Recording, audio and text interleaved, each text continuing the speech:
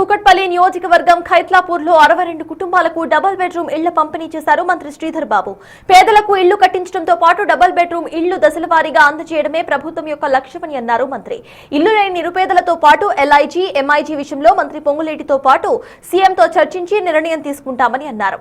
నిర్మాణంలో భూములు కోల్పోయిన వారికి ఇళ్లతో పాటు జర్నలిస్టులకు ఇళ్లు ఇవ్వాలని, అందుకు కలెక్టర్ చర్యలు తీసుకోవాలని ఆదేశించారు. జంట నగరాలలో అభివృద్ధి సంక్షేమం దిశగా ముందుకు వెళ్తున్నామని అన్నారు. మరి మొత్తం యావత్ దేశంలోనే ఎక్కడ కూడా నిరుపేద నీడ లేకుండా ఉండకూడదనే ఒక దృక్పథంతో ముందుకెళ్తా ఉన్నాం.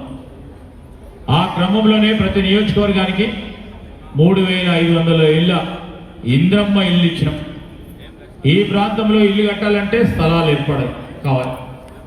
స్థలం కావాలంటే చాలా ఛాలెంజింగ్ జాబ్. స్థలాలు ఉండాలి. స్థలం ఉంటేనే ఇంద్రమ్మ ఇల్లుకి అవకాశం ఉంటుంది.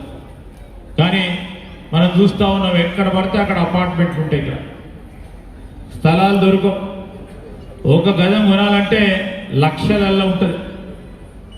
అలాంటి వారి గురించి మొన్న ఈ మధ్యలో మా హౌసింగ్ మంత్రి గారు కూడా కేవలం ఇల్లు లేని నిరుపేదలతో పాటు రేపు రాబోయే కాలంలో మరి ఎల్ఐజీకి సంబంధించి, ఎంఐజీకి సంబంధించిన అంశం విషయంలో కూడా ముఖ్యమంత్రి గారు, అదేవిధంగా హౌసింగ్ మంత్రి గారు కూడా ఒక నిర్ణయం తీసుకోవాలని ఆలోచన